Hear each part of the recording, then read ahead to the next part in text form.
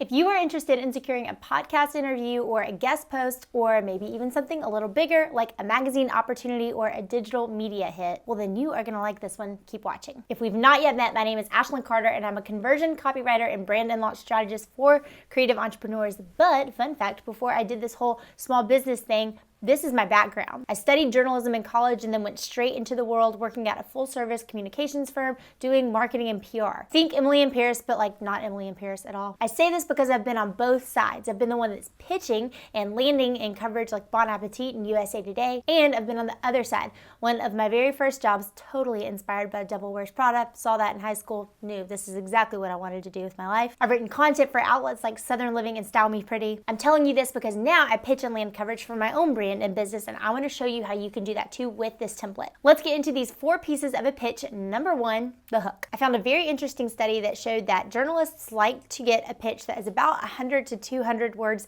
in length. That's according to this Fractal research.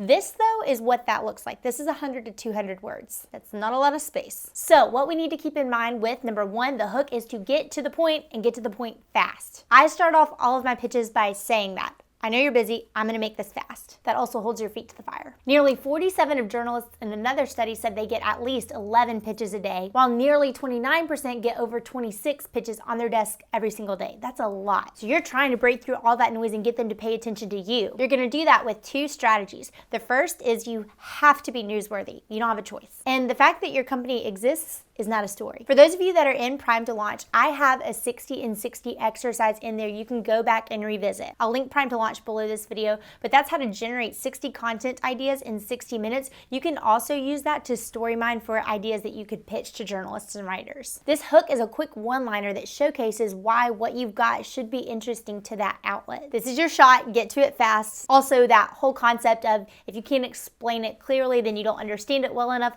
totally applies here. Okay, back to the newsworthiness. You are gonna love this. Look down below this video. There's a freebie from my friend Selena Sue. She actually helped me land the Forbes article that I had about a year ago, and she has created 12 months of epic ideas that are already there and waiting for you. These are dates and hooks to help you become timely as you're reaching out to different outlets. When I say outlets, I'm talking tried and true journalists and editors, but also new media, podcasts, bloggers, influencers. I'm gonna flip the camera around and show you in just a moment a couple of great examples of hooks that we've gotten in my inbox from people that wanna partner with us. But I wanna break down quickly what publicity or what PR is, because we get into step 2, which is the second strategy I was just telling you about. I want you to remember that public relations is essentially free buzz that you're getting for your business, so it's not paid like ads are. I've done a blog in the past where I explain the difference in PR and advertising and what the breakdown of that is. You can look down below, open that in a tab for after this video, but I'm here to tell you to grow a little bit of thick skin as you pitch and catch media, because you're gonna hear no a lot, and that's just how it is. And it's not always you,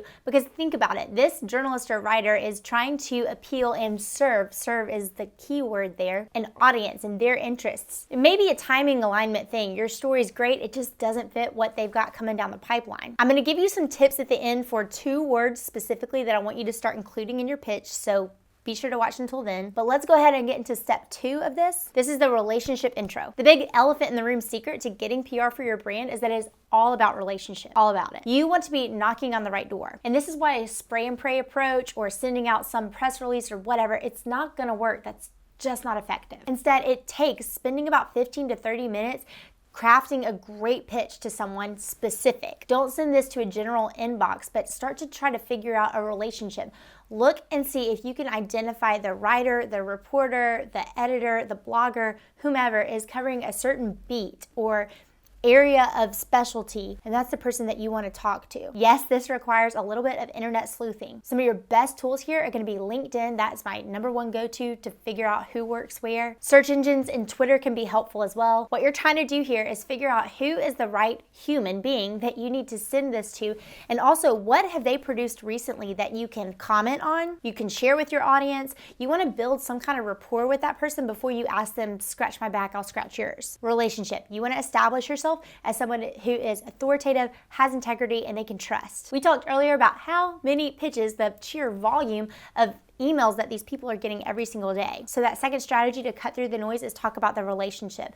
Now, you can also play the personal angle here. Maybe you have somebody in common that can introduce you. Maybe you have the same alma mater. We're looking to find that cocktail conversation moment with them. While you're crafting this introduction, you're including a very, very brief elevator pitch in essence. So copywriting for creative students, you know you have this. For those of you who have my About page template from the Copy Bar Shop, there's also some resources in there that you can use to pull together your professional bio. But this is short. Here's some examples of what that could look like baked in your email pitch. Media pitch template number 3 here, you're gonna come in hot with your pitch idea. I typically transition from that introduction to what I'm actually pitching by saying something to the effect of, I have an idea that I think would be great for your publication name audience, or I noticed your XYZ campaign and I had a few ideas that would complement what you already have going on. Now here's where you give a few ideas of content that you could help them out with. One thing to keep in mind here is how far in advance editors, writers, journalists, bloggers, content creators in general work. Print publications, specifically magazines, are working way in advance, 6 months, 3 months, whereas typically the more digital a medium gets, the closer to deadline they'll work. But still, when I'm pitching, I always give them respect of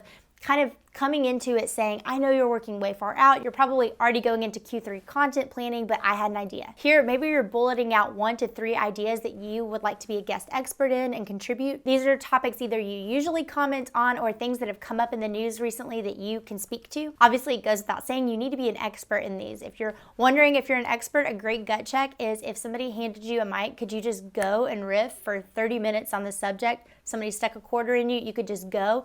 You're probably an expert in that. Here's another pro tip for you, the roundup article. One type of article that I have seen tremendous success with for definitely over a decade at this point is the roundup. What you're doing here is basically giving the writer as much research as possible. Remember, they're so busy. So if you can think of what topic can you give maybe 1 or 2 points on, but you go ahead and do a little bit of the research and legwork for them. Maybe you think through some peers or colleagues, people you kind of play in the sandbox with, kind of competitors, and you say you could also go to this person. I know they speak wonderfully about XYZ. Essentially, you're giving them all the pieces that they need to pull together a great article that would be of such service to their audience. I keep coming back to that word service. I think you'd be surprised if you aren't in the PR industry how many articles out there are kind of ghost written by people that are contributing and giving the writer so much. They are busy. The volume of content out there is crazy high, so help them and give them as much as you can to present them with a body of research. They can do their thing, hit publish and go. Step 4, the last piece of the pitch is saying thank you and giving a call to action. One more pro tip, I never say anything. This pretty much goes for like all emails.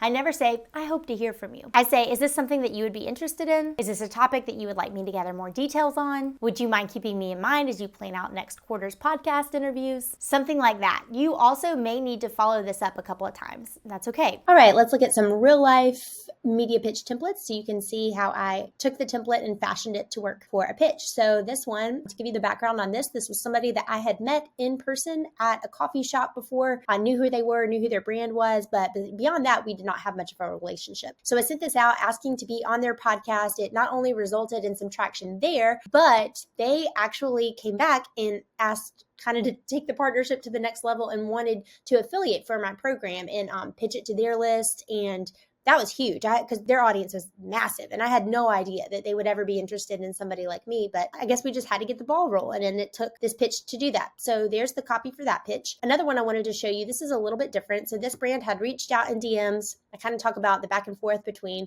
should you pitch and talk over LinkedIn or DMs or inboxes. And so you can kind of see a phrase there that helped me explain like why I wanted to move it into inboxes. The brand wanted to work with me, but wanted to kind of know how that could look like what could a collaboration look like. So I sent a response back. They took the bait, were very interested, and I have a bunch of their product on my desk right now.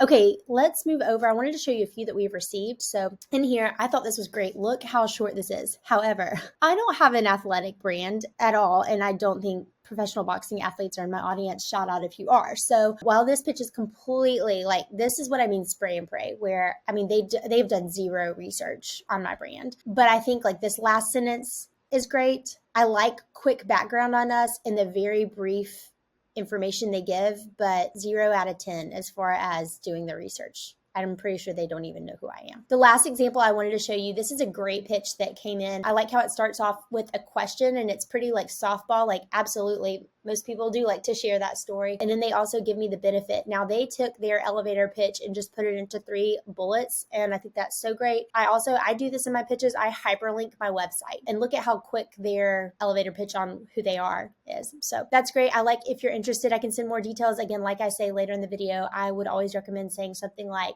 asking it as a question so you get a response back, sometimes more than likely. Again, pitching, you're always going to hear some crickets, but those are some examples of some real life pitches. I hope they help. Let me give you 2 bonus tips. Number 1, here's the magic word I want you to start including in your emails. I figured this out back in corporate and I've done it ever since. It's the word partner. How can I partner with you to give great content to your audience? How can I partner with you to support your Q2 sell-through of XYZ item? Remember, they have a goal. What's in it for me? So you've got to pitch it to them that way. Here's another great tip I got from my client, Julie Solomon. I did not know this at all, but she's the one who changed my mindset on it. Julie's stance is don't send your media kit until you establish some sort of a rapport. This is kind of a spicy take, but I don't think media kits serve the purpose that they once did, kind of like press releases, which is like, that's the stuff I learned in college over a decade ago, and it's not as useful now. Maybe have one on hand because some people do still ask for it, but it's not the attachment I'm going to send to the email right away when I'm talking to that writer. I want to, remember, number 1, establish that relationship with them off of the pitch. Like, I want my name to come in their inbox and them think, I've heard this name somewhere. Then if I can help support them by giving them a media kit later, sure, I got it. Also, be careful with the platform that you're pitching on. My safest bet is to always go email. So even though I may establish a relationship with somebody on Instagram or even DM with them or Facebook, LinkedIn, whatever, my opinion that no one asked for is I'm gonna always pitch an email first. Some people just don't like getting pitches on other apps, and I understand that. But you may find that's exactly where your people respond. So you just got to try it. Again, look down below and grab my friend Selena's free publicity calendar. I know it is going to be crazy helpful for you. Okay, that does it, except I want to give you one challenge. A couple of Januaries ago, I challenged myself to send 5 pitches every single Monday for 1 month. From that, I got 11 different podcast interviews. It was a great case study to conduct on myself, and I'm going to try to do that again. So if you're in and you want to try to do this too, hold me to it. Let's go through it together, and let's try to do 1 month, 5 pitches every single week. Again, crickets are normal. Hearing no is normal. It takes that volume to get some good press in. And that is not only good for obviously eyes on your business, but think about the domain authority your website can gather if all these other websites and podcasts are linking to it. That's valuable no matter how long you've been in business. Okay, now you know how to craft the perfect email pitch template that you can use over and over again when you have your PR practitioner hat on in your business. But what about the CFO hat? When it comes to paying yourself, I have a great templated routine there too. So click to watch that in the next video I've got teed up for you. As always, thanks so much for watching. I'll see you in the next video.